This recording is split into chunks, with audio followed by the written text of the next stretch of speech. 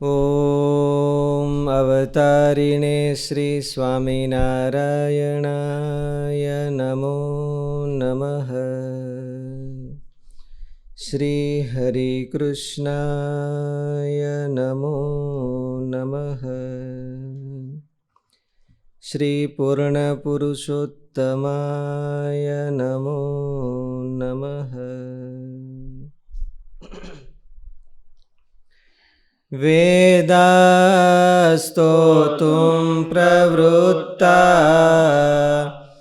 યદનવધિમહા નંદમાલક્ષ્ય દૂરાત પ્રત્યાવર્તંત સર્ગ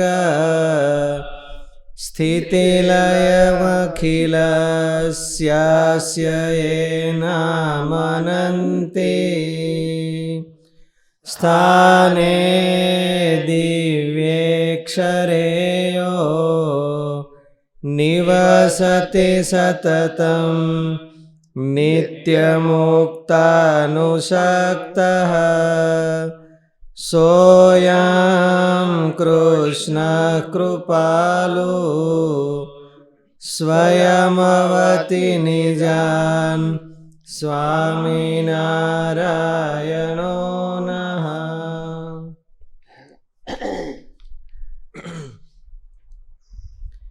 જગત્યામ જગત આ ઉપનિષદોની રમણીય કાવ્યમય ઉક્તિ છે.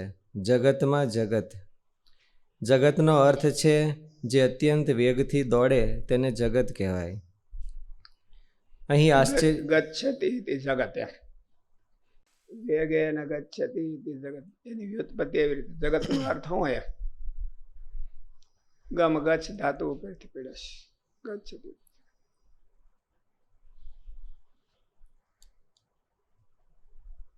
જગતનો અર્થ છે જે અત્યંત વેગથી દોડે તેને જગત કહેવાય. અહીં આશ્ચર્યકારી માહોલ છે. વિશ્વ ગતિશીલ છે. વિશ્વમાં વસતા જળ ચેતન તત્વો ગતિશીલ છે.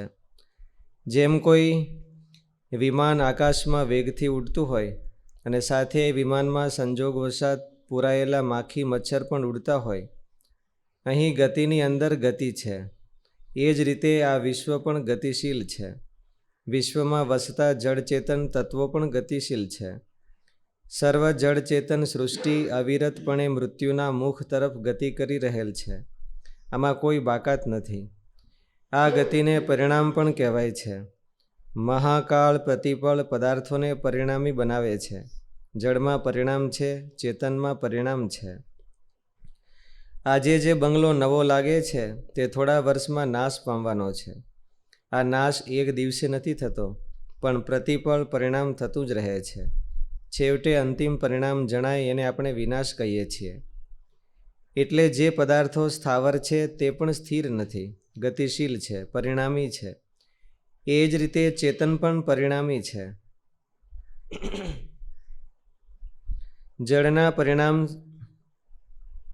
જળના પરિણામ સ્વરૂપથી છે. ચેતનના પરિણામ સ્વભાવથી છે, ધર્મથી છે. માટીનો પિંડ જળ ધર્મબોધ જ્ઞાન છે એ એક હરખું રહેતું નથી. એટલે એની સ્થિતિ નથી. ઘડીક આમથી ઘડીક આમ ગોથા મારતું હોય, ઘડીક માન્યતા. એ ધર્મભૂત જ્ઞાન છે.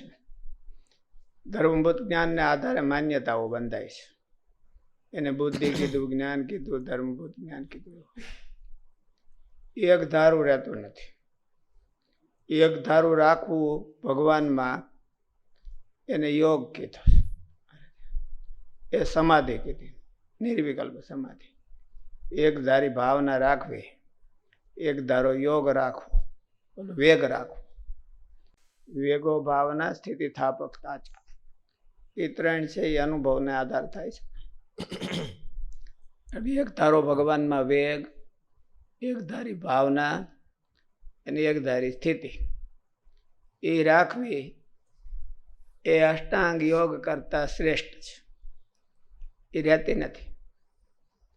આવ્યા હોય ત્યારે આપણે સત્સંગમાં આવ્યા હોય ત્યારે વધારે હોય, પછી ધીરે ધીરે ધીરે ઓછો થઈ જાય. તો ક્યારેક તો પ્રવાહ રસ્તો જ બદલી જાય હાવ આખો, એવું થઈ જાય. એવું થાય છે, એવું આ જગતની ગતિ છે. ક્યારેક આગળ વધે વેગ થાય, વધે, પણ એક ધારો નથી રહેતો, એને જગત કહેવાય. આગળ થાય તો કઈ વાંધો નહીં, પાછળ વ્યો જાય તો મુશ્કેલી.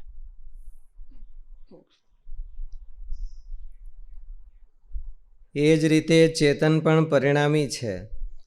માણસને હારા નરસા વિચારો આવતા હોય છે. પૂર્વ કર્મને આધારે, સંઘને આધારે, માહોલને આધારે હારા નરસા વિચારો આવતા. હારા વિચારોની પકડી નથી શકતા. હારા વિચારોને પકડીને સ્થિર કરી દે પોતાની લાઈફમાં, તો એ અષ્ટાંગ યોગ કરતા એને વધારે કામ કરી લીધું કે હારા વિચારોને પકડીને સ્થિર કરવા, એનું નામ જ યોગ છે. યોગનો અર્થ વિચારો આવ્યા કરે, એના પ્રવાહમાં આમથી આમ તણાતો જાય. જેમાં વિચારો આવે થોડા આમથી આમ ને આમથી આમ થોડાય. આ વિચાર સારો છે કે આ વિચાર મોડો છે, મારે એમાં કેટલું તણાવવું, કેટલું ન તણાવવું, એવો વિવેક નથી રાખતો. એવો વિવેક આ જીવ પાસે છે ખરો, એનો ઉપયોગ નથી કરતો.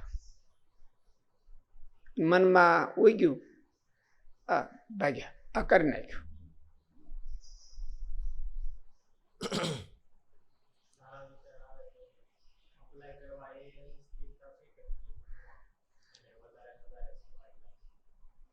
સારા વિચાર આવે એને એપ્લાય કરવા એ સ્થિરતા છે કે ખાલી સંભાળવા એ સ્થિરતા છે? સંભાળવાથી તો જાજુ કામનો, એપ્લાય કરવા એ. સારો વિચારો આવે ને લખી લેવા જોઈએ, અને પછી કાયમ આપણા જીવનનો એક ભાગ થઈ જવો જોઈએ. એવું ઓટાણનું આધુનિક સાયન્સ મેનેજમેન્ટ કહે છે. લખ્યા વિના સ્થિર ન થાય. આપણે જો સારો વિચાર આજને આપણને આવ્યો કે મારે આમ કરવું છે, આમ કરું તો ભગવાન રાજી થાય, આમ કરું તો મારો પ્રોગ્રેસ થાય, એવો વિચાર આવ્યો, પછી એ વિચાર તરત જ વયો જાય. એટલે એને સ્થિર કરવા માટે લખી લેવો જોઈએ. એને લખી અને પછી એને દરરોજ સંભાળવો અને પ્રેક્ટિકલમાં મૂકવાનો, તો જ કામનું, નહીં તો કામનું નહીં. તો એને બીજા પાસે કોઈની પાસે ઉપદેશ લેવા જવું ન પડે. બીજા એની પાસે ઉપદેશ લેવા આવે. સારા વિચારોને પ્રેક્ટિકલમાં મૂકી દે એટલે બીજા જઈને પાસે ઉપદેશ લેવા આવે ને. બીજા પાસે આપણે શું કરવા, કથા વાર્તા શું કરવા સાંભળવા જવાનું? આપણી પાસે જે ફોર્મ્યુલા હોય નહીં એટલે લેવા જાય છે આપણી કોઈ શાસ્ત્રોની કથા કરવાની કે સંતોનો સત્સંગ કરવાનો, એનો તાત્પર્ય શું, અભિપ્રાય શું? કે આપણી પાસે જીવનની ફોર્મ્યુલા હોતી નથી. એને આપણે બીજીથી ક્યાંક બેટર ફોર્મ્યુલા મળી જાય તો આપણું કામ થઈ જાય, આપણું જીવન ઊંચું વયું જાય. તો એમાંથી બહુ જાજી મળતી નથી. જો પોતે ને પોતે લખતો જાય તો એમાંથી મળે છે. કારણ કે ઓલી બહુ ઊંચી હોય તો તરત સીધી પકડાય નહીં. આ પોતાની લાઈફમાં પોતે સારા વિચારો આવે એટલે લખી લે અને પ્રેક્ટિકલમાં મૂકી દે તો થોડોક ટાઈમ થાય તો બહુ આગળ વધી ગયો હોય. આપણે પોતાની જ્યારે ઇનામ ઓલું હરીફાઈ કરવાની હોય છે ને, બીજાની હારે નહીં. બીજાની હારે હરીફાઈ કરવી તો મનનો રોગ છે, ડિસીઝ છે. ઈર્ષા, કોમ્પિટિશન, એ બધા માનસિક રોગો છે. પોતાની હારે હરીફાઈ કરવી માનસિક તંદુરસ્તી છે. એનું મન તંદુરસ્ત હોય તો એ કાલનો બ્રેક આજ તોડી નાખે. બોલો એમ કે શું કે બ્રેક, હું રેકોર્ડ આજ બ્રેક કરી દે. કાલનો રેકોર્ડ હોય આજ બ્રેક કરી દે. કાલ 5 માળા ફેરવી હોય તો આજ થોડીક વધારે ફેરવી દે. કાલે થોડીક સેવા વધારે કરી હોય, સેવા કરી હોય ત્યાં એના કરતાં થોડીક વધારે સેવા કરી દે, સોલિડ કરી દે, હારી કરી દે, ક્વોલિટી કરી દે. રેકોર્ડ બ્રેક ગ્રોસમાં હોતી થાય ને ક્વોલિટીમાં હોતી થાય. થોડી ક્વોલિટી વધારતો જાય અને ગ્રોસ વધારતો જાય. પણ એ લખ્યા વિના થતું નથી એવું આધુનિક સાયન્સ મેનેજમેન્ટ કહે છે. અને વાત બહુ સાચી છે. મહારાજે હોતે એમ કીધું છે, લખજો, અમુક અમુક કીધું છે, લખજો. પોતાનું નામું રાખવું એ બધું લખવાની વાત છે. એટલે સારા વિચારો આવે માણસને એ સ્થિર નથી થતા. જગત એકદમ જોરદાર પ્રવાહ કાળની થપાટથી હાલ્યો જાય છે. કાળ છે એની હેન્ડલિંગ કરે છે, બુસ્ટિંગ કરે છે, પેટ્રોલિંગ કરી દે, લિવરિંગ કરી દે, એટલે જાય ભાગ્યા, જઈને સમુદ્રમાં ફેંકાઈ જાય. સંસાર સમુદ્રમાં.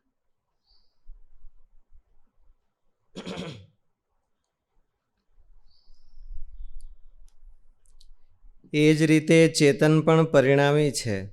આજે જ મારે વિચાર આવ્યો હતો કે સારા વિચારો છે આપણને થાય છે, એનું એક સ્કોર બોર્ડ આપણે પોતાના માટે રાખવું છે કે હાલો ભાઈ આજે મેં એટલા દંડવત કર્યા છે તો એટલા કરવાના.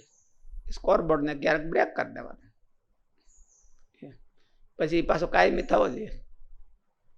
એટલા માટે સ્વામીજીનું બોલે દર્શન યાદ કરવાનું આપણે રાખ્યું.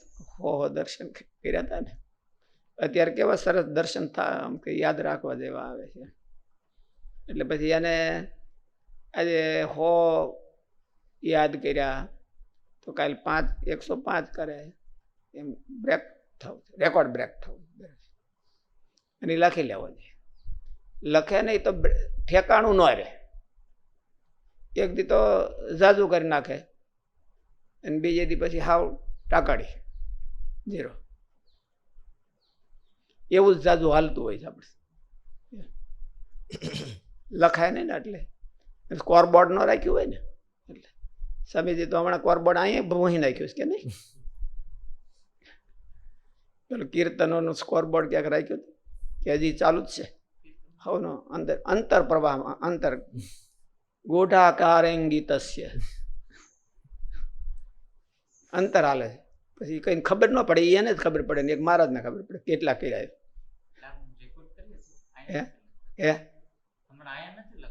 હા ઠે પણ બોલે છે કે એમને ખાલી રેકોર્ડ કરે છે? મનમાં બોલતા, ક્યારેક ક્યારેક તો હાવ મનમાં બોલતા હોય. એ હાલે એટલે બોલ્યા જ કહેવાય. એ કે હેલ્યા એટલે બોલ્યું કહેવાય. એવું જ કહેવાય ને, એક જાતની ચેષ્ટા જ છે. એવું અત્યારે રેકોર્ડ હોતો હોય છે. કોકને ખબર પડવી જોઈએ કે આ બોલ્યા એમ. નકર બોલ્યા છે કે નથી બોલ્યા એ શું ખબર પડે? હોતા જો તો પ્રાર્થનામાં બોલતા ન હોય તેથી એમ થાય તો ક્યાંથી બોલતા હશે? માનો કે આ ધૂન હાલતી હોય તો બોલતા ન હોય તો એમ થાય ક્યાંથી બોલે? સદગુણ સ્વામી લખે પાછા કે બોલે.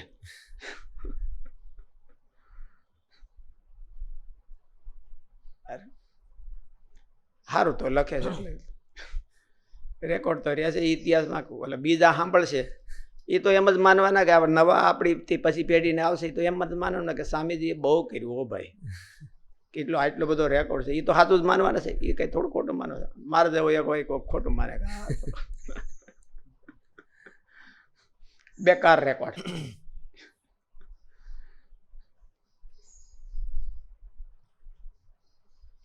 પેલા તો બિચારા ભાવિક આવતા હશે ને,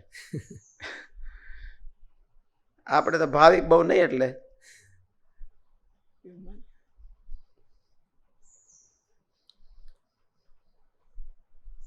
એ જ રીતે ચેતન પણ પરિણામી છે. જળના પરિણામ સ્વરૂપથી છે. ચેતનની ભાવના બદલતી જાય છે, એ પરિણામી છે.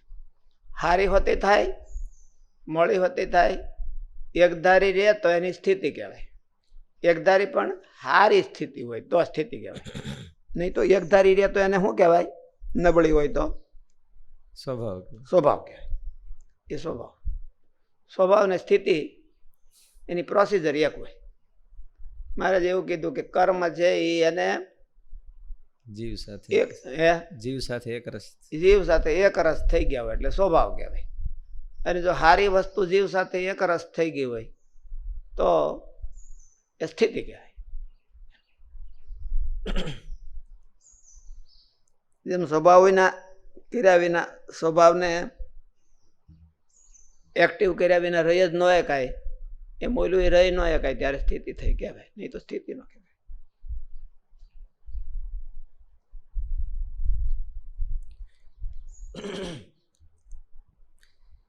એ જ રીતે ચેતન પણ પરિણામી છે. જળના પરિણામ સ્વરૂપથી છે, ચેતનના પરિણામ સ્વભાવથી છે, ધર્મથી છે. એટલે કીર્તનમાં હોતે કંઈક લખ્યું છે ને એ પ્રમાણે જગત જાય છે જળની પેઠે વહેતું જ, સ્થિર કોઈ નથી રહેતું જીવ. માટીનો પિંડ જળ છે તે સ્વરૂપથી બદલાય ત્યારે ઘડો, કુંડા, કોડિયા બને. માટીના પિંડના નામ, રૂપ, રંગ બધામાં પરિણામ થઈ જાય, જ્યારે ચેતનમાં એવું નથી. ચેતન એવો ને એવો રે, એની ભાવનાઓ બદલાતી છે. એટલે મનુષ્ય જન્મમાં પ્રોસિજર કરીને એકદમ સારી ભાવનાઓ સ્થિર કરવી જીવમાં. એટલે એને માટે પ્રેક્ટિસ કરે ત્યારે એ જીવમાં એકરસ થાય ને. વારંવાર પ્રેક્ટિસ કરવાથી એ જીવમાં એકરસ થાય છે. અને એ પ્રેક્ટિસમાં જેટલો વેગ વધારે હોય અને જેટલી તીવ્રતા વધારે હોય એટલું જલ્દી થઈ જાય. એ મરતો પ્રેક્ટિસ કરે તો લાંબો સમય હાલે. એટલા માટે ગીતામાં ભગવાન કીધું કે શ્રદ્ધાવાન લભતે જ્ઞાન તત્પરા સંયતેન્દ્રિય જ્ઞાનમ લબ્ધા પરામ શાંતિ મચિરેણા અધિગચ્છતિ અને અનેક જન્મ સંસિદ્ધ તતો યાતિ પરામ ગતિ. એ મોળી શ્રદ્ધા વાળાનો પક્ષ.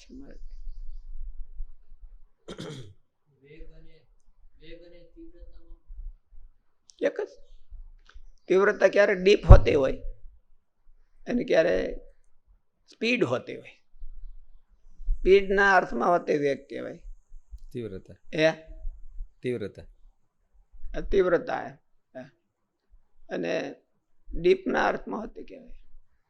એ ઊંડો કેટલો જાય છે. ભાવના છે એની ઊંડી તીવ્ર ભાવના આમ જીવમાં કેટલી એમ હસોડું વલોવાઈ જાય એવી ભાવના કેટલી છે તો ડીપ કહેવાય. ચેતનનું સ્વરૂપ એમાં બધી ફરી વળવું તો એ ઝડપ કહેવાય.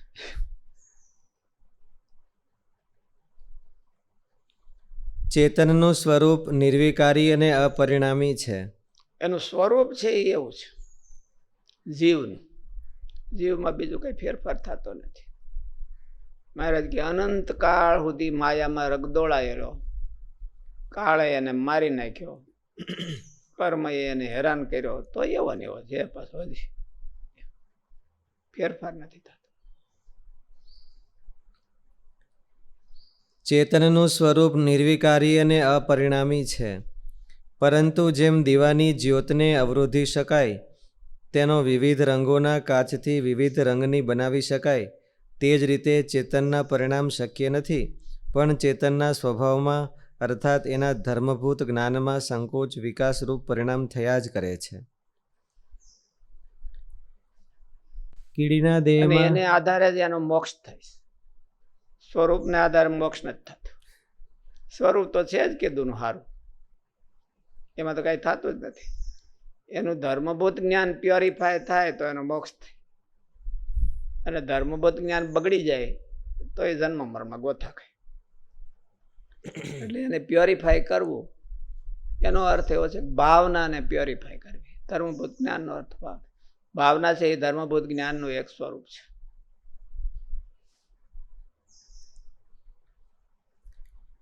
કીડીના દેહમાં, હાથીના દેહમાં, મનુષ્યના દેહમાં, દેવોના દેહમાં જ્ઞાનનો સંકોચ વિકાસ થયા જ કરે છે. આ જળ ચેતન પદાર્થો જેમાં વસે છે તે વિવિધ લોક અને સ્થાનકો પણ સતત પરિણામ પામ્યા જ કરે છે. કોઈ દેવતા કે ઈશ્વરોના સ્થાન કાયમી નથી. એક વખત મહાકાળ એનો નાશ કરી નાખે છે.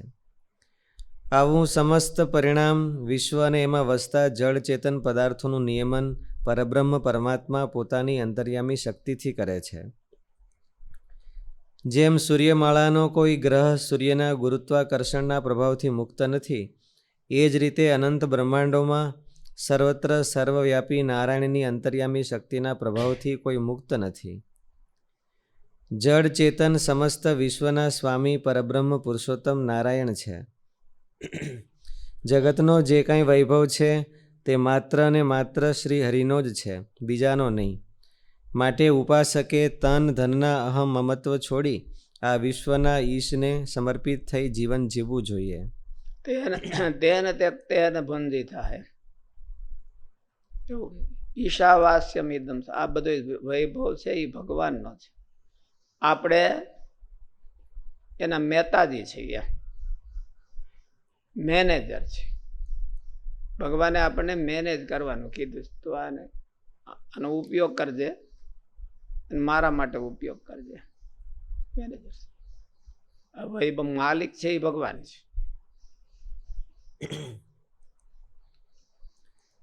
તેન ત્યક્તેન ભુંજીથાહ. ઉપનિષદનું આ પદ અત્યંત ભાવ ગંભીર છે. આ પદના વિવિધ ભાવોનો આસ્વાદ કરીએ તો પહેલો અર્થ શ્રી હરિનો પ્રસાદ માની ભોગ ભોગવવું. આ સત્સંગ છે કે સંસ્થા છે એ કોની છે? મહારાજની છે. મહારાજની છે. એમાં આપણે એમાં સેવા કરવા હાટું જોડાયેલા છીએ. એનો બેનિફિટ મેળવવા હાટું નહીં. તો એને કહેવાય તેન ત્યક્તે ઈશાવાસ્યમ એકદમ. અને તેન ત્યક્તે ભૂંજી થાય એટલે આપણે જરૂરી લઈ લેવાનું. એટલે તેન ત્યક્તે ભૂંજી થાય એ આપણી આજીવિકા પૂરી પાડે જ છે ને.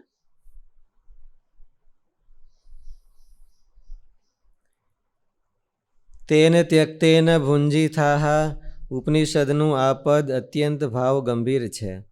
આ પદના વિવિધ ભાવોનો આસ્વાદ કરીએ તો પહેલો અર્થ શ્રી હરિનો પ્રસાદ માની ભોગ ભોગવ. આ સમસ્ત વિશ્વ નારાયણનું છે, તારું નથી. સર્વવ્યાપી સર્વનિયંતા શ્રી હરિ કૃપા કરી. ઉપનિષદોમાં તો બહુ મોટી વિશાળ દ્રષ્ટિ, આખું જગત છે એ ભગવાનનું છે. આપણે શું લેવાનું? આ સત્સંગ ને સંસ્થા. સત્સંગ ને સંસ્થા છે એ મહારાજની છે અને આપણે એમાં સેવક છે. આપણે ભોગ ભોગવવા આવ્યા નથી, પણ સેવા કરવા આવ્યા છીએ, એમ સમજવાનું.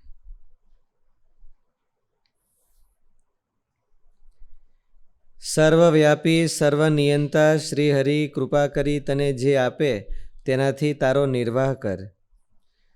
શ્રી હરિ જે આપે તેને પ્રસાદ તરીકે ગ્રહણ કર અને સંતોષપૂર્વક ભોગવ. પરંતુ તૃષ્ણાની આગમાં લોભ અને લાલસાથી જે બીજાનું છે તેની આશા ન રાખ. મા ગૃદઃ કસ્ય શુદ્ધાનામ. કોકની ઉપર એમ કે કોકની વસ્તુમાં લોભ ન રાખે. બહુ વિશાળ દ્રષ્ટિથી ઉપનિષદોમાં એમ કીધું છે. એટલે વિશાળ દ્રષ્ટિનો અર્થ શું થાય કે ખાલી વસ્તુ જ એવું નહીં. કોકને માન મળતું હોય તો એ એના પુરુષાર્થને લઈને મળતું હોય તો આને મનમાં એમ થાય કે ઈર્ષા થાય, તો એને ગૃધા એવું એની ઈચ્છા કરી. લાલચથી એવી ઈચ્છા નહીં કરવાની. મા ગૃધા એટલે ગૃધનું આદ દે એવું કહેતું છે. લોભમાં લાભે છે. લાભે એટલે પણ લાભનો અર્થ એવો છે, ભાવ એવો છે કે વ્યાજબી નહીં. યોગ્યતા ન હોય તો લઈ લે, પડાવી લેવું. લોચાઈ કરીને, પૂરી રીતે પુરુષાર્થ કરીને નહીં. એટલે એને ગૃધ નો કહેવાય. મા ગૃધા. કોકના હકનું પડાવી પડાવી તો ઠીક છે, પણ ઈચ્છા પણ ન કરવી. કોઈને માન મળતું હોય, કોઈને સગવડતા મળતી હોય, કોઈને કાંઈ મળતું હોય, એના પુરુષાર્થ પ્રમાણે મળતું હોય તો આપણે બહુ દુઃખી ન થઈ જવું.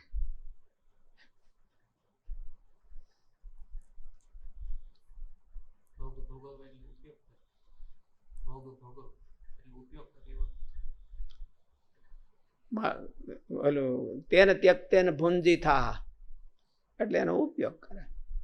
ઉપયોગ કરવાનો અર્થ ભુંજી થાનો અર્થ તો એવો જ થાય કે તું ભોગે. પણ ભોગવા પાછળ બે એંગલ હોય છે. ભોગવા પાછળ મારે જો જરૂરિયાત પૂરતું જો હું ન ભોગવું તો સેવા ન થાય. એટલે સેવા માટે શરીરની જરૂરિયાતો પૂરી કરવી અને ઇન્દ્રિયોના લાડને માટે જરૂરિયાતો પૂરી કરવી. તો તેને ત્યક્તેન ભુંજીતા એટલે એનું ગુજરાન કરીને સેવા માટે ભોગાય એવો અર્થ. સેવા માટે ગ્રહણ કરે. ભુંજીતા ભૂજો અભ્યવ્યહારે. અભ્યવ્યહાર. અભ્યહાર એટલે બે અર્થ થાય છે. મૂંજો હે પાલન રાજા રાજ ભોગવે છે. અનવને એવું ક્યાંક હોતે ને, ભૂંજો અનવને. એટલે બે અર્થમાં થાય છે. એક તો રાજ કરે આટલા વર્ષે એને રાજ ભોગવ્યું તો એ સત્તા ભોગવી કહેવાય. સત્તા ભોગવી કહેવાય તો એ ભોજનો અર્થ. ભોજ. અને અવ્યવહાર એટલે પેટમાં નાખવું, એને ભૂંજ કહેવાય. માં ભુંજીતા ભુંજીતા તેને ત્યક્તેન ભુંજીતા. એના પ્રસાદ રૂપ જાણીને એનો સ્વીકાર કરવો એવો. પ્રસાદ ક્યારે કહેવાય?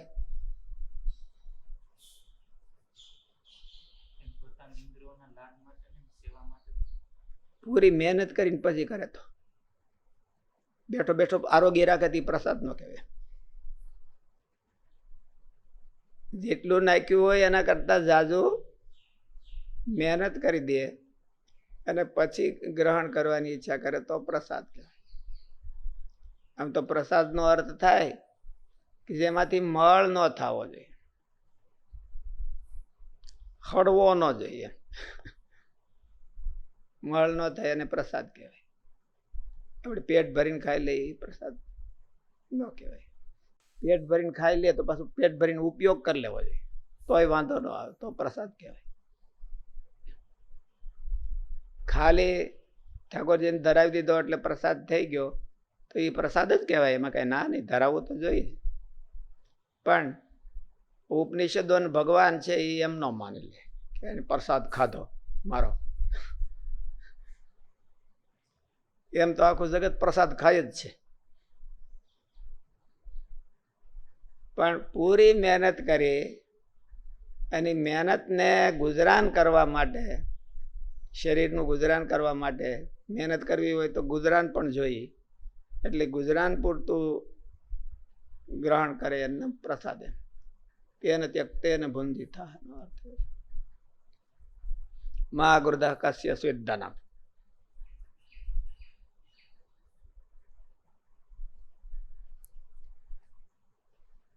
બીજો અર્થ છે વિવેકથી ભોગવ. શ્રી હરિની કૃપાથી જે મળે તે બધું જ ભોગવી લેવાની લાલસા ન રાખ, પરંતુ વિવેકપૂર્વક ત્યાગ ભાગ સાથે ભોગવ. એટલી તો ક્યાં વાત. એમ કે આ જગતમાં કાંઈ બોટ્યા વિના રહી ન જવું જોઈએ. આ જગતમાં કોઈ એવો પદાર્થ મારે બોટ્યા વિના રહી ન જવું જોઈએ. એવું ક્યારે થાય? એવી અનુકૂળતા આવે ત્યારે થાય. જો એવી જગ્યા પર બેસી ગયા હોય તો પછી એમ થાય કે હવે આ એટલું બાકી છે, આ એ પૂરું કરી દઈએ. એટલે કોઈ જગતમાં પદાર્થ બોટ્યા વિનાનો રહી ન જવો જોઈએ. એવી અભરખા ન રાખવી. શ્રી હરિની કૃપાથી જે મળે તે બધું જ ભોગવી લેવાની લાલસા ન રાખ, પરંતુ વિવેકપૂર્વક ત્યાગ ભાગ સાથે ભોગવ. સર્વ પદાર્થો તારા ભોગ્ય નથી. સારા નરસાનો વિવેક ચૂકવો ન જોઈએ.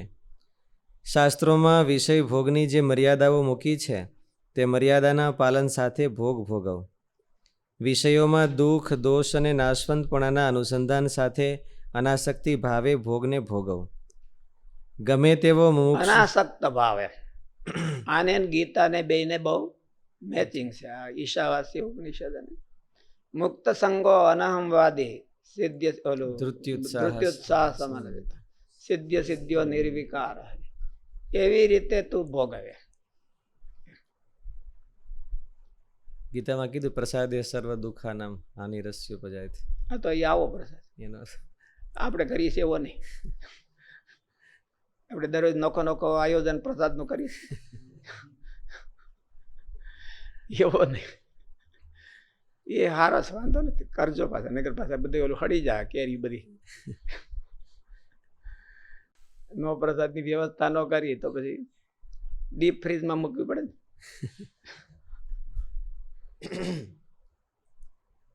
તો આ ગીતામાં ભગવાને કીધું એનો અર્થ શું થાય? પ્રસાદે સર્વ દુઃખાનામ એટલે રાજીપાથી એવો પુરુષાર્થ કરવો કે ભગવાન રાજી થાય. એવા ભોગ ભોગવવા કે જે ભગવાન રાજી થાય. એમાં તો પ્રસાદે સર્વ દુઃખાનામ હાનિ રસ્યો બજાય તે એ રાજીપાના અર્થમાં છે. એ પ્રસાદનો અર્થ આમ કે બહુ વિશાળ દ્રષ્ટિથી કરવાનો હોય.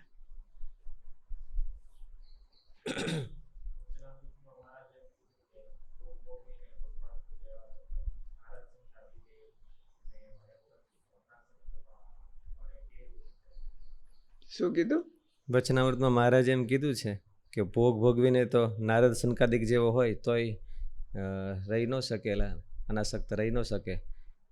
તો પછી અનાસક્ત રહીને વિષય ભોગવાય કેવી રીતે એમ શક્ય બને? એટલે બે વાના કીધા છે મહારાજે કે નારદ સંકાદિક ઘણા કાળ સમાધિમાં રહે છે ને જાગે ત્યારે પાછા ભોગ ભોગવે છે.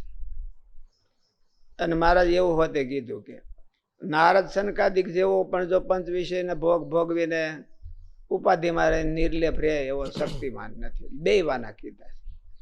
ભોગ ભોગવ્યા વિના પણ રહી નથી એકતા ને નિર્લેપ પણ રહી નથી એકતા. તો એનો અર્થ શું કરવો? ભોગવ્યા વિના તો એમ માને કે મારે ભોગવવા નથી તો ભોગવ્યા વિના તો રહી નથી એકતો. નારદ સંકાદિક નથી રહી શકતા તો પછી આ બધા ક્ષુદ્ર પ્રાણી ક્યાંથી રહી શકે?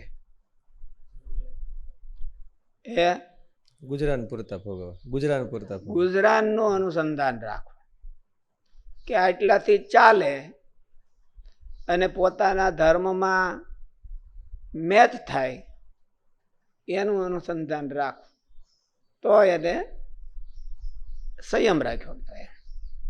બાકી મહારાજ જે કીધું કે નારદ સંકાદિક જેવો પણ નિર્લેપ ન રહી શકે એનો અર્થ એવો છે કે પોતાની મર્યાદા બારો જાય તો પછી નિર્લેપ ન રહી શકે.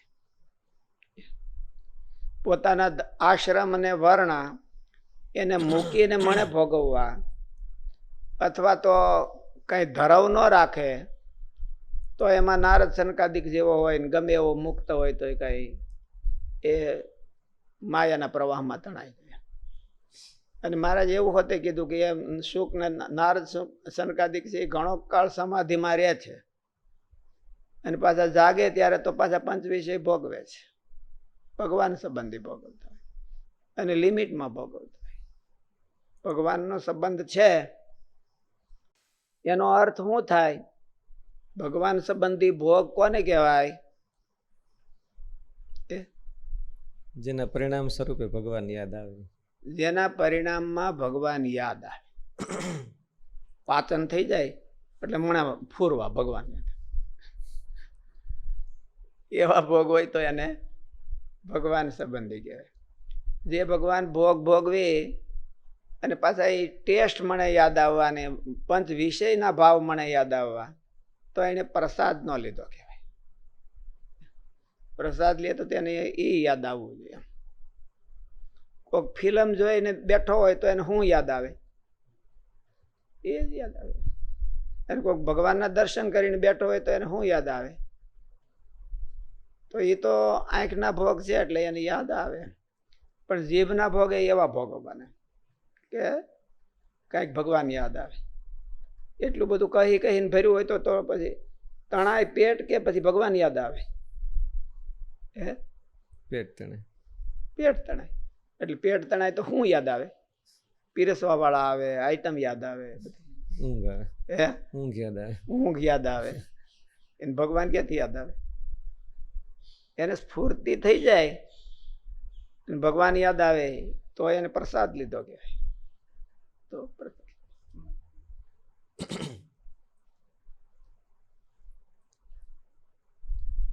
બીજો અર્થ છે વિવેકથી ભોગવ.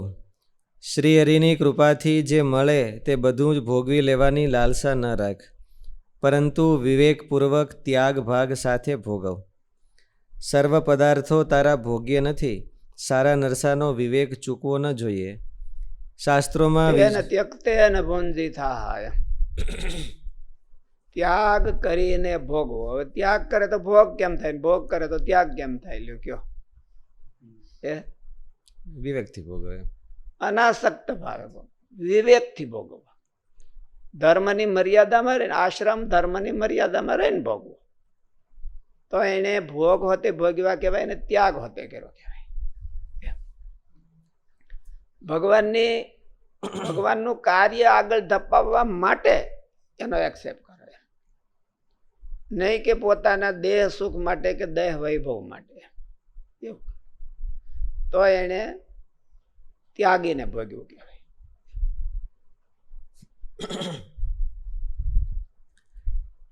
સારા નરસાનો વિવેક ચૂકવો ન જોઈએ. શાસ્ત્રોમાં વિષય ભોગની જે મર્યાદાઓ મૂકી છે તે મર્યાદાના પાલન સાથે ભોગ ભોગવ. આપણે દેહ ગુજરાનનું અનુસંધાન રાખીને જમવા બેઠા હોઈએ અને ક્યાંક સારી આઈટમ આવી જાય તો આપણને ફેવરાઇટ, તો શું કરે? સ્વાદમાં ખેંચાઈ જાય. સ્વાદમાં ખેંચાઈ જાય. થોડુંક લઈ લઈએ ટાણ, પછી કઈ વાંધો જો હું સાંજે નહીં ખાત જમી, પણ અટાણે તો પૂરું કરી દઈએ. એ પછી અટાણે નક્કી કર્યું કે સાંજે નહીં જમી, પછી સાંજે કઈ તોય પાછું કેન્સલ ન થાય. એટલે આ બધી મનની લૂંચાઈ હોય અને આપણને મને આવું સમજાવતું. શાસ્ત્રોમાં વિષય ભોગની જે મર્યાદાઓ મૂકી છે તે મર્યાદાના પાલન સાથે ભોગ ભોગવ. વિષયોમાં દુઃખ, દોષ અને નાશવંતપણાના અનુસંધાન સાથે અનાસક્તિ ભાવે ભોગને ભોગવ. ગમે તેવો મુમુક્ષુ હોય પણ શરીર ધારણાને માટે ઉચિત માત્રાના ભોગ આવશ્યક છે, પરંતુ તે ભોગ સારા સારના વિવેકપૂર્વક હોવા જોઈએ. ત્રીજો અર્થ છે કર્તૃત્વનું અભિમાન છોડીને ભોગવ. શ્રી હરિનો પ્રસાદ માનીને સારા સારના વિવેક સાથે જે ભોગ ભોગવાય છે તેમાં પણ હું કરતા ભોગતા એવા અભિમાનનો ત્યાગ કરીને ભોગવ. ગીતામાં પણ કહ્યું છે, બ્રહ્માર્પણમ બ્રહ્મ હવિર બ્રહ્માગ્નૌ બ્રહ્મણા હુતમ બ્રહ્મેવ તેન ગંતવ્યમ બ્રહ્મ કર્મ સમાધિના. આખરે સર્વકર્તા અને સર્વભોગતા નારાયણ જ છે. એનો અર્થ થાય બ્રહ્માર્પણમ બ્રહ્મ હવિ બ્રહ્માગ્નૌ બ્રહ્મણા હુતમ બ્રહ્માગ્નો બ્રહ્મણા હુતમ બ્રહ્મેવ તેન ગંતવ્યમ બ્રહ્મ કર્મ સમાધિના. બ્રહ્મ કર્મ સમાધિના એટલે હું બ્રહ્મ કર્મ સમાધિ એટલે હું બ્રહ્મ કર્મ સમાધિના બ્રહ્મેવ ગંતવ્યમ. બ્રહ્મ કર્મ સમાધિના બ્રહ્મેવ ગંતવ્યમ એવો અર્થ છે. બ્રહ્મા ઓલું બ્રહ્માર્પણમ બ્રહ્માર્પણમ બ્રહ્મ હવિર હવીર બ્રહ્માગ્નૌ બ્રહ્મણા હુતમ. એટલે અર્પણ કરવાનું બ્રહ્મ, અગ્નિ બ્રહ્મ, અગ્નિ એ બ્રહ્મ, અર્પણ કરનારો હોતે બ્રહ્મ કે નહીં એવું નથી. બ્રહ્માર્પણમ બ્રહ્મ હવીર બ્રહ્માગ્નો બ્રહ્મણા હુતમ. આ એમ જ આવ્યું બ્રહ્મણા હુતમ એટલે બ્રહ્મે અને હોયમું એમ એવું થાય ને. પણ સેલિલિટી બહુ સરસ છે. સેલિલિટી શું છે? બ્રહ્મેવ તેન ગંતવ્યમ બ્રહ્મેવ તેન ગંતવ્યમ બ્રહ્મ કર્મ સમાધિ. બ્રહ્મ કર્મ સમાધિના. બ્રહ્મ કર્મ સમાધિ એટલે હું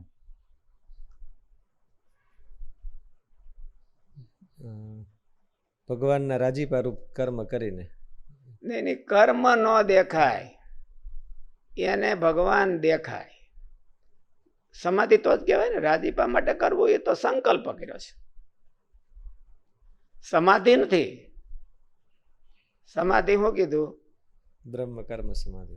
બ્રહ્મ કર્મ સમાધિ ને એને ભગવાન રૂપી કર્મમાં ભગવાન દેખાય. એમ મહારાજે નથી પૂછ્યું મુક્તાનંદ સ્વામીને પૂછ્યું કે અમે તમને કઈ આજ્ઞા કરી તમે કેમ કરો? આનંદ સ્વામીને પૂછ્યું, મુક્તાનંદ સ્વામીને પૂછ્યું અને સ્વરૂપાનંદ સ્વામીને પૂછ્યું.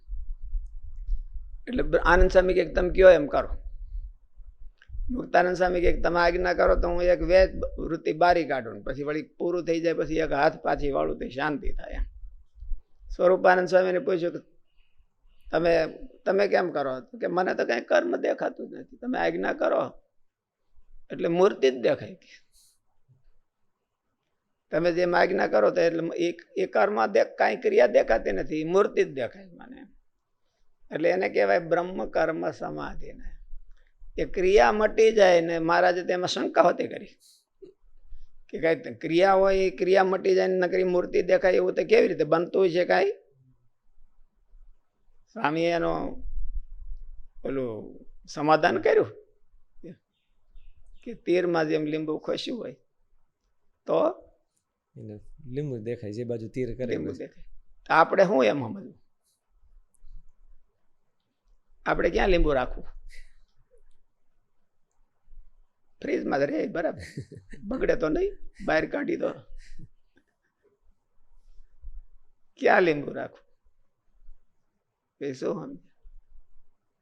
બ્રહ્મ કર્મ સમાધિ કરવી હોય તો શું કરવું?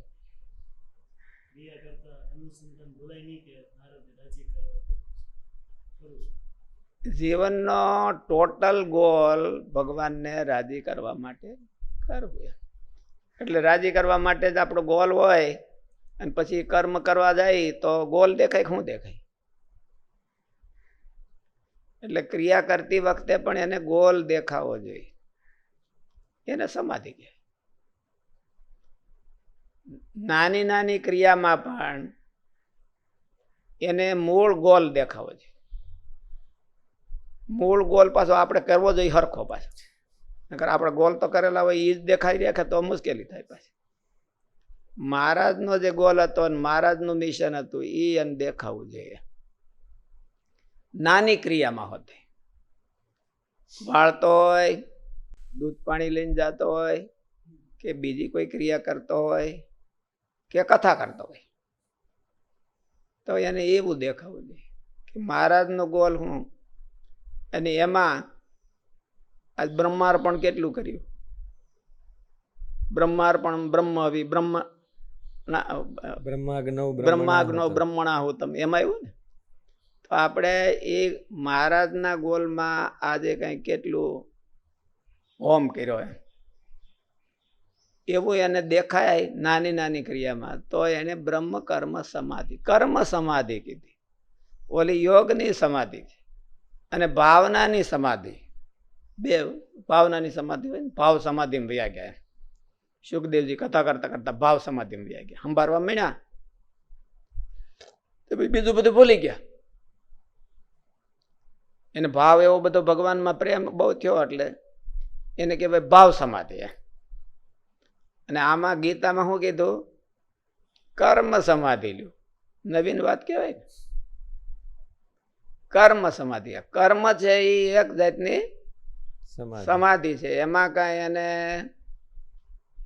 આધિ એટલે પીડા મટી ગઈ હોય અને એને સીધો જ ભગવાનનો આનંદ આવતો હોય, એમાં ભગવાન યાદ આવતા હોય નાની ક્રિયામાં પણ, તો એને કર્મ સમાધિ થઈ ગઈ. બ્રહ્મેવ તેન ગંતવ્યમ બ્રહ્મ કર્મ સમાધિના. એવી સ્વરૂપાનંદ સ્વામીની સ્થિતિ એવી હતી. એટલે મહારાજની કઈ આજ્ઞા હોય કે મહારાજનું કઈ મિશન હોય તો એમાં એને મહારાજ જ દેખાય, એને કોઈ પણ ક્રિયા ન દેખાય. એવું કીધું.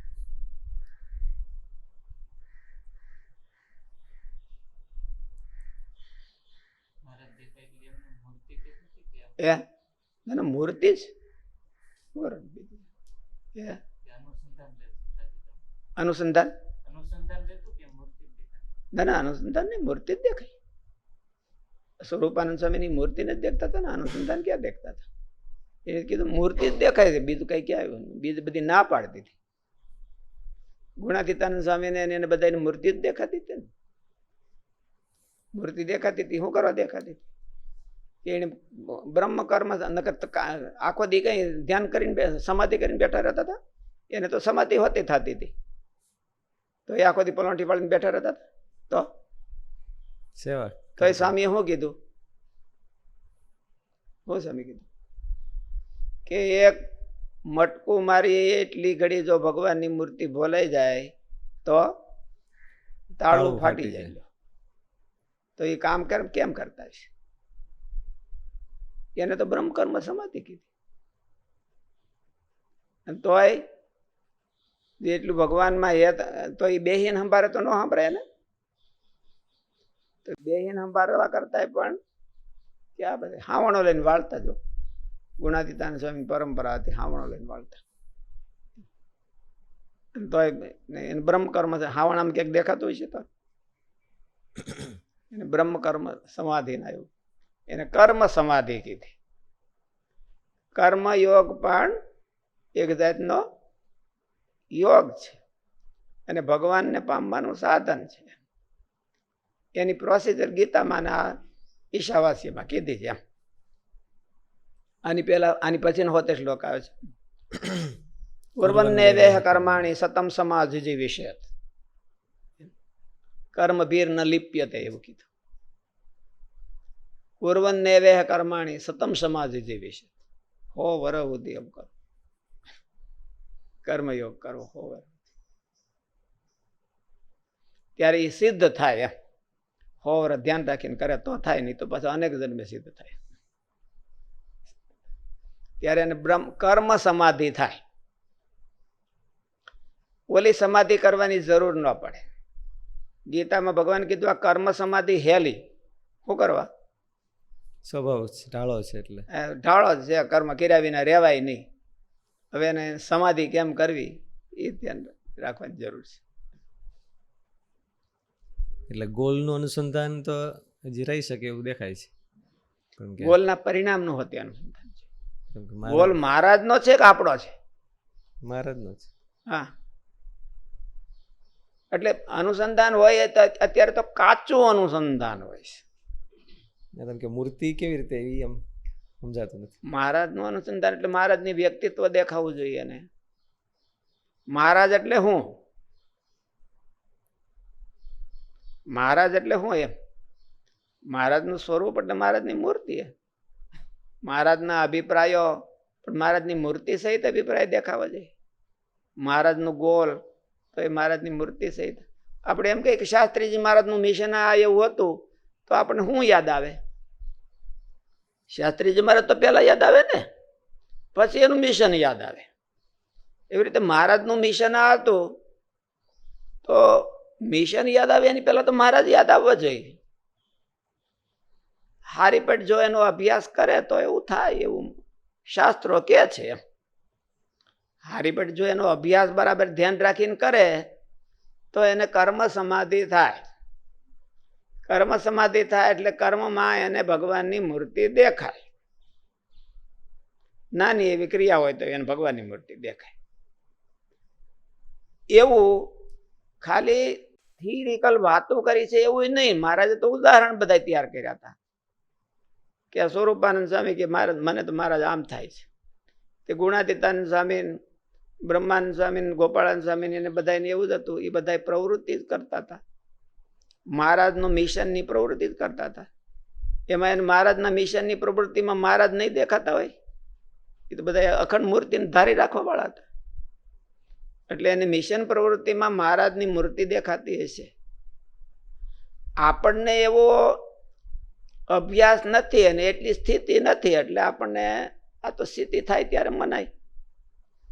મહારાજ વખતે સ્વરૂપાનંદ સ્વામીએ વાત કરી તો બીજા સંતોએ એમ કીધું છે એટલે મહારાજે બીજા સંતોના અભિપ્રાયથી જ મહારાજ પ્રશ્ન કર્યો કે એવું તો બધાને મનાતું નથી કે ભાઈ તમે આ વાત કરો ને ઓલી મૂર્તિ જ દેખાય. એટલે સ્વામીએ વળી થોડુંક સમજાવ્યું કે આવી રીતે દેખાય. એનો અર્થ તો ગોલ જ છે, બીજું કાંઈ નથી. એને મૂર્તિનો ગોલ જ થઈ ગયો હોય કે મારે આવી રીતે મૂર્તિ સિદ્ધ કરવાની મહારાજને રાજી કરીને, તો ગોલ થઈ ગયો તો એને ગોલમાં તો દેખાય જ નહીં. ગ્રહસ્થ પૈસાના બહુ લાલચી હોય અને એની દુકાને બેહે તો એને ગ્રાહક દેખાય કે પૈસો દેખાય? પૈસો દેખાય. ગ્રાહક હારા રૂપાળા આવ્યા હોય તો રૂપાળા ગ્રાહક ન દેખાય. એને એમ તો એમ જ જોયું કે ખિસ્સામાં જ નીકળશે કેટલું, એને એવું જ દેખાય. કારણ શું છે? એના જીવમાં પૈસો જડાઈ ગયો છે. એના જીવમાં પૈસો જડાઈ ગયો છે. એવું આપણને મહારાજની મૂર્તિનું કે મહારાજને રાજી કરવાનું જડાઈ ગયું નથી. એટલે આપણે ડાઉટફુલ લાગે, મારું એમ થાય કે નહીં. જો આજ પાછા ઓલા બધા કરનારા એવું કે છે કે એવું થાય. ગુણાતીતાનંદ સ્વામીએ અને સ્વરૂપાનંદ સ્વામી એને બધા એવી વાતો કરી. મહારાજ પર્વતભાઈ હાથી હાંકતા હાંકતા પણ એને મહારાજનો આવી રીતે મૂર્તિ દેખાય, તો દેખાતી તો હશે જ. એનો અર્થ એવો છે. ગીતામાં પાછી એવી વાત કરી, બ્રહ્મ કર્મ સમાધિના, બ્રહ્મ એવ તેને ગંતવ્યમ, બ્રહ્મ કર્મ સમાધિના. એટલે કર્મની સમાધિ કીધી છે. કર્મ છે એ કર્મ નથી પણ સમાધિ. સમાધિ છે. એને બનાવવી પડે છે સાધકે. બધા એને માટે કર્મ સમાધિ થતી નથી. બધા માણસો જાણે હું કર્મ કરીને સમાધિ કરી લઉં, તો એવું નથી થતું. એનું એ કર્મ એને જન્મ મરણમાં લઈ જવાનું થાય છે. જો અનુસંધાન ન રાખે તો જન્મ મરણના ચક્કરમાં એ લઈ જાય છે. એનું યજ્ઞાર્થાત કર્મણો અન્યત્ર લોકો એમ કર્મ બંધાના. આ કર્મથી જ એને બંધન થાય છે અને કર્મ એને સમાધિ હોતી થાય. કર્મથી સમાધિ થાય એવું નહીં. ગીતામાં ભગવાને શું કીધું? કર્મ એવો સમાધિ, બ્રહ્મ કર્મ સમાધિના, એવું કીધું ભગવાને. શબ્દ પ્રયોગ તો માણસો કોઈ ક્યારેક વિચારે. બહુ ગીતાનો બહુ અગત્યનો શ્લોક કહેવાય છે.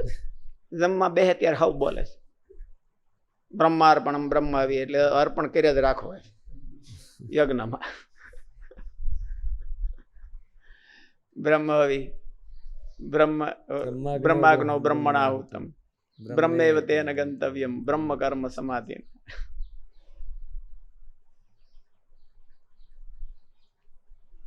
કેટલો સરસ શ્લોક છે. મહારાજના સિદ્ધાંતને અનુસરનારો, મહારાજના સિદ્ધાંતને અનુસરનારો એટલું જ નહીં, મહારાજના સંતોએ એને પ્રેક્ટિકલમાં મૂકેલો છે. બ્રહ્મ કર્મ કર્મ સમાધિ એમ. બ્રહ્મ કર્મ સમાધિ. બ્રહ્મ કર્મ સમાધિ એમ. કર્મ સમાધિ તે કે હોતી છે. કર્મ છે એ સમાધિમાં વિક્ષેપ કરનારું છે કે સમાધિને સપોર્ટ કરનારું છે? તમે બેહો તો ધ્યાન થાય કે શાક વઘારો તો ધ્યાન થાય? તાવી થોલે શાક વઘારતા હો અને સ્વામીજી કઈક ડાપણ કરવા આવે તો તાવી તો થકી જાય, તમે થકી જાઓ.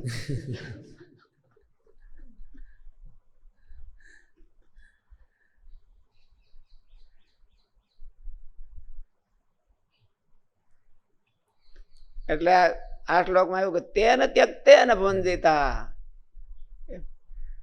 અને આગલું પદ હું એને મા ગૃધ કસ્ય સિદ્ધ, મા ગૃધ કસ્ય સિદ્ધ તેને ત્યક્તે ને ભંજિતા. યશાવાસ્યમ ઇદમ સર્વ જગત્યામ યત્કિંચ યત્કિંચ જગત્યામ જગત તેને ત્યક્તે ને ભંજિતા મા ગૃધ કસ્ય સિદ્ધ.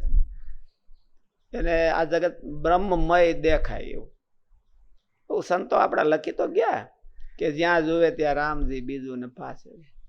આપણને દેહાભિમાન ને રાગ છે એ બધું ત્યાંથી ખેંચી લાવે છે. એ યાદ નથી આવવા દેતો. યાદ નથી આવતું એમાં એનો વાંક કઈ કર્મનો છે એવું નથી. કથામાં આપણને ઝોલા આવે તો વાંક કોનો? કથાનો કાપડો. એમણે માલે આવતા હોય તો ત્યારે ન આવે ને કથા આવે ત્યારે જ આવે, એટલે વાંક તો કથાનો જ કહેવાય કે આપણો કહેવાય? હે કા કથા આવી ત્યારે જોલું બે એક જ હારે આવ્યા તો નકર તો નહોતું આવતું, અને કથા આવી ત્યારે જ આવ્યું. તો આપણે તો એના જ છીએ. ફેરફાર શું થયો? કથા આવી એટલે જોલું આવ્યું. બે એને કઈક સંબંધ છે. યત્ર યત્ર ધૂમ તત્ર તત્ર વહની, યત્ર યત્ર કથા તત્ર તત્ર ઝોલા.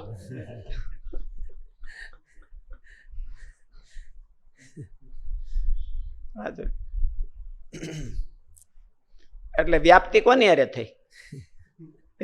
કથાને કે આપણી હારે કે કથાની હારે? કોની હારે થઈ? કયો કે તર્ક સંગ્રહ ભણ્યા જ નથી એટલે કઈ.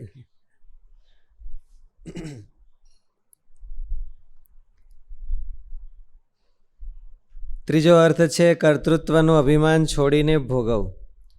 શ્રી હરિનો આ પ્રસાદ. બધા જો વ્યા જાય એને શું કે ઓબ્સ્ટેકલ, એ બધા વ્યા જાય.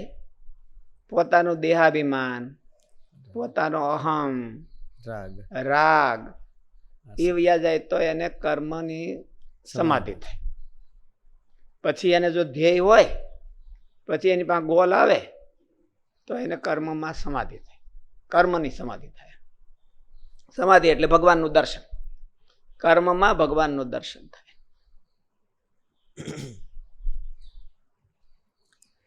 શ્રી હરિનો પ્રસાદ માનીને સારા સારના વિવેક સાથે જે ભોગ ભોગવાય છે તેમાં પણ હું કરતા હું ભોગતા એવા અભિમાનનો ત્યાગ કરીને ભોગ ભોગવ. કોક સાચા સાધક છે અને એને બેહે તરત જ ભગવાન દેખાય છે, અને કોક સાચો કર્મયોગી છે એને કર્મ પકડે એટલે તરત જ ભગવાન દેખાય છે. સાચાની વાત છે. તો એ બેમાં શ્રેષ્ઠ કયો? હે કહો કરવા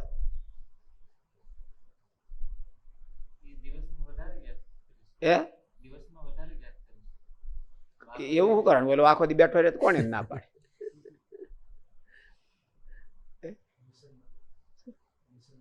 ક્યાં મિશન માટે કામમાં આવે. મિશન માટે પ્રોડક્ટિવ છે. પ્રોડક્ટિવ છે. કર્મયોગ છે એ પ્રોડક્ટિવ છે. ભગવાન એના પ્રોડક્શનનો ફાયદો ભગવાનને મળે છે, અને ધ્યાન યોગના પ્રોડક્શનનો ફાયદો પોતાને મળે છે.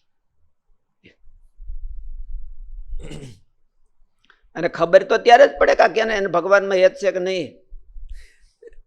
કે કામ કરે એને લાલચું આવે ત્યારે લાળું ન પડવા મળે તો એને ખબર પડે કે આ ભગવાનમાં હેત છે. લાલચ વિના તો હવ યોગી જ છે, બધા મહાયોગીઓ છે. વ્યવહારણ સાધુ. એ વ્યવહારણ સાધુ. વ્યવહારણ સાધુ એટલે ક્યાંક જવાબદારી સોંપો, એની કેવી પાર પાડે છે, અને કેમ પાર પાડે છે, શું લખણ ઝળકાવે છે, ત્યારે ખબર પડે કે મહાસાધુઓ અતિ નિર્લેપ સાધુઓ, એમ પકડ્યું મૂકે જ નહીં એવા સાધુ, સ્વભાવનો ફેલાવો કરે એવા સાધુ હોય. મહારાજનો ફેલાવો કરે એમ નહીં, જ્યાં જઈને લખણ ઝળકાવે એવા સાધુ હોય.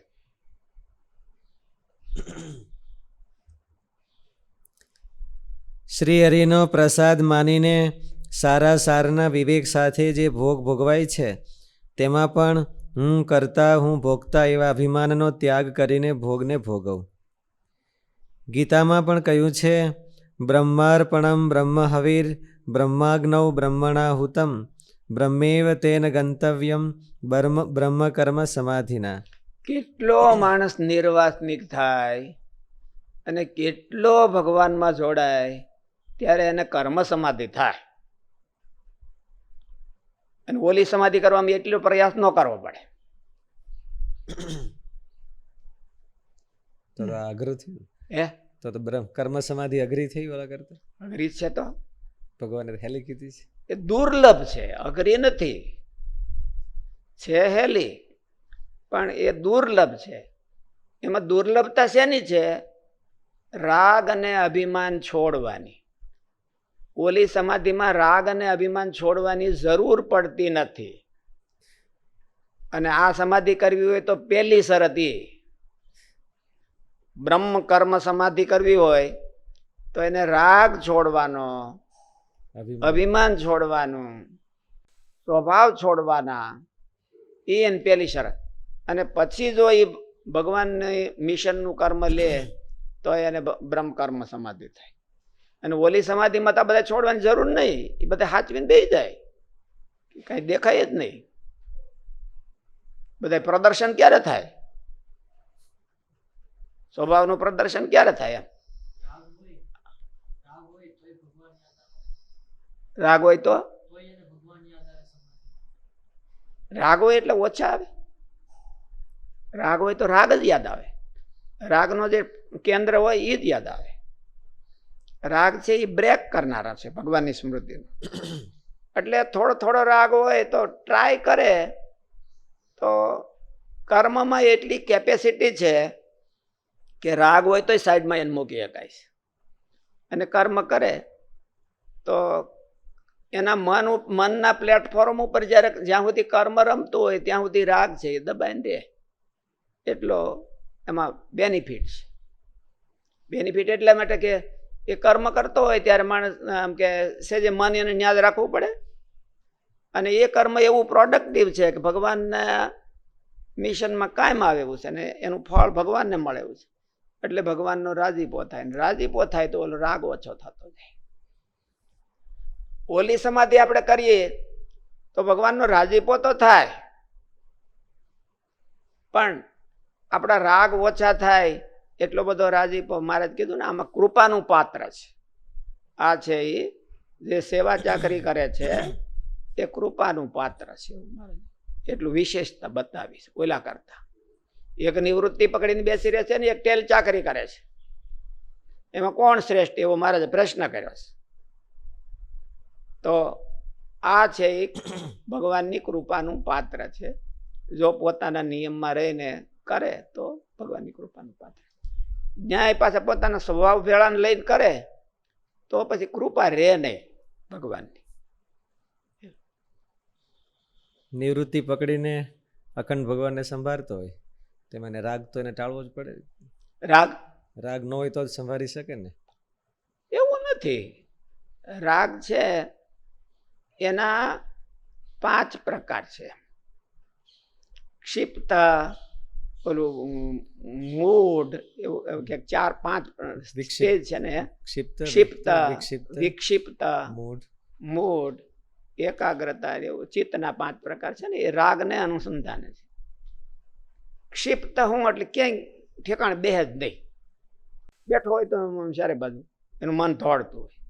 અને વિક્ષિપ્ત એટલે ઘડીક સ્થિર થાય ને ઘડીક વયું જાય. એટલે એ રાગ હોય ને રાગની હાજરીની જ વાત છે. તો ક્યારેક આપણે જયારે બેહીએ શાંતિ ત્યારે વળી સ્થિર થાય ને વળી પાછા ઊભા થાય તો રાગ આવે. એમાં આવવાની સંભાવના છે. અખંડ સંભાળતો હોય બેસીને એને તો ઊભો જ થાય ને ખાવા પીવા. તો હા, ખાવા પીવાનું ભૂલી જાય તો વયો ગયો રાગ, એમ કઈ વાંધો નહીં. દેહ ભાવ, દેહનો એને દેહ ક્રિયા તો કરવી જ પડે. એટલે દેહ ક્રિયા કરે ત્યારે જ રાગને ચાન્સ મળે છે. કઈ ધ્યાન કરતા કરતા તો ચાન્સ ઓછો હોય. એટલે ધ્યાન કરતા કરતા જો રાગ વધી જાય તો પેલું થઈ જાય. પણ કદાચ ને માનો કે ધ્યાન કરે છે અને રાગ ન નડ્યો તો એનો અર્થ એવો નથી કે રાગ વયો ગયો. અને કર્મ કરે છે અને રાગ ન નડ્યો તો એનો અર્થ એવો છે કે રાગ વયો ગયો. એનો અર્થ, કારણ કે કર્મમાં રાગને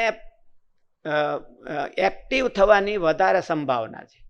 એટલી ધ્યાનમાં રાગને એક્ટિવ થવાની સંભાવના નથી. એક્ટિવ થવાની સંભાવના હોય ને ન આવે એનો અર્થ એવો ચોકી ગયો. એક્ટિવ થવાની સંભાવના નથી એટલે આપણે માની લઈએ કે આ વયો ગયો મારે રાગ, તો પછી ટાઈમે આવે. આ બધા ઇતિહાસો એવું કે છે કે સૌભરી ઋષિ 60,000 વર્ષ તપ કર્યું એને, તો 60,000 વર્ષ સુધી એને રાગ નડ્યો નહીં. એક્ટિવ ન પણ બેઠો તો પડ્યો તો. હા ભાઈ. અને જનક રાજા છે એ રાજ કરતા હતા તોય પણ એને રાગ છોડી દીધો. હવે રાજ કરતા હતા તેમાં તો બધા એના બધા ભોગનો એને ક્યાં ભોગનો એને કોન્ટેક્ટ ન થાય. અને બધા ભોગનો કોન્ટેક્ટ હતો તોય પણ એ રાજ કરતા કરતા નિષ્કામ ભાવે કરતા હતા. આ નિષ્કામ કર્મયોગ કરતા હતા. તો એને રાગ જ્યારે આવ્યો ત્યારે પણ એમાં રાગથી એના ચહેરા ઉપર કઈ અસર થઈ, એના મનમાં કઈ અસર નથી. અને સૌ ભરીને 60,000 વર્ષ સુધી તપ કર્યું એટલે સમાધિ જેવું જ કહેવાય. સમાધિ કરી છે એને તોય પણ રાગ, એનો અર્થ એવો થયો કે રાગ ગયો નહીં. એમ ન ગયો. અને જનક રાજા જો ભગવાનને રાજી કરવા માટે કરતા હતા તો કર્મયોગ જ કરતા હતા બધાનો રાગનો. એટલે રાગની સંભાવના વધારે હતી ત્યાં, પણ એમાં એ સિદ્ધ થઈ ગયા. કર્મયોગમાં સિદ્ધ થયા, કર્મમાં સિદ્ધ નહોતા થયા. પણ કર્મ કરતા કરતા યોગ કેમ કરવો એમાં સિદ્ધ થઈ ગયા એટલે રાગને ટાળી નાખ્યો. એટલે આ બધા દ્રષ્ટાંતો બધા એવા છે કે એ દ્રષ્ટાંતો છે એ આપણને સિદ્ધાંત સમજાવી જાય. આપણે એમ કહીએ કે સમાધિ વાળાને રાગ હોય ને આ કર્મ વાળાને ન હોય, એ આપણું કયું ન માનવું. કારણ કે આપણે કર્મ કરતા હોય તો આપણે એની ફેવર કરી રાખીએ, અને ઓલા ધ્યાન કરતા હોય તો ધ્યાન કરવાની ફેવર કરી રાખે. પણ શાસ્ત્રો શું કે છે, ગીતા શું કે છે, આ ઉપનિષદ શું કે છે? ઉપનિષદનું તાત્પર્ય કોની તરફ આંગળી ચીંધે છે? કુર્વન્ને વેહ કર્માણી સતમ સમાધિજી વિશે ઈશાવાસ્યમ ઇદમ સર્વમ યત્કિમ ચ જગત્યામ જગત તેન ત્યક્તેન ભુંજિતા અમાગૃદ કસ્ય. એ શું આપણને કઈક ઈશારો ઇંગિત શું કરે છે? એટલે એ આ તો ઉપનિષદ તો કોઈના બનાવેલા નથી, અનાદિ કહેવાય. ગીતામાં તો હજી ભગવાને બનાવી, પણ એમાં ભગવાનમાં કોઈ દોષનો તો સંભાવના નથી. એ શું કે છે? અને એને પ્રેક્ટિકલમાં મૂક્યા હોય એવા ઉદાહરણ શું કે છે, અને પ્રેક્ટિકલમાં ન મૂક્યા હોય એવા ઉદાહરણો શું કે છે, એના ઉપરથી સિદ્ધાંત છે. એટલા માટે એને સિદ્ધાંત કહેવાય. વાદી પ્રતિવાદીભ્યામ નિશ્ચિતો અર્થ સિદ્ધાંત. પ્રતિવાદી એને ગમે એટલા હથોડા મારે તો પણ કાંઈ પણ એમાં ફેરફાર ન થાય, ત્યારે એવો નિર્ણય જે થયો હોય એને સિદ્ધાંત કહેવાય. એટલે આ શાસ્ત્રનો સિદ્ધાંત છે. એમાં કોઈ કદાચ ડાઉટ કરે કે આમ કરે ને ઓલા કરે તે કરે તો એનાથી કઈ સિદ્ધાંત છે એ અસિદ્ધાંત થઈ જતો નથી. પોતાની પામરતા કે ઓલાને લઈ અને માણસો આવું કરે તો એના અર્થ કે પોતાનું અભિમાન કે અહંકારને લઈ અને પોતાનો પક્ષ તાણે તો વાત જાગી. પણ નિષ્પક્ષ થઈને શાસ્ત્ર શું કહે છે? નિષ્પક્ષ થઈને આજે શાસ્ત્રના ઇતિહાસો શું કહે છે? તો ઇતિહાસો આવું કહે છે બ્રહ્મકર્મ સમાધિના. ગુણાતીતાનંદ સ્વામી એવું કહે છે, સ્વરૂપાનંદ સ્વામી એવું કહે છે, ગોપાળાનંદ સ્વામી એવું કહે છે કે બ્રહ્મકર્મ સમાધિના.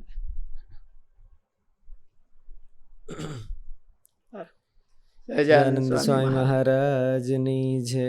શ્રીપતિ.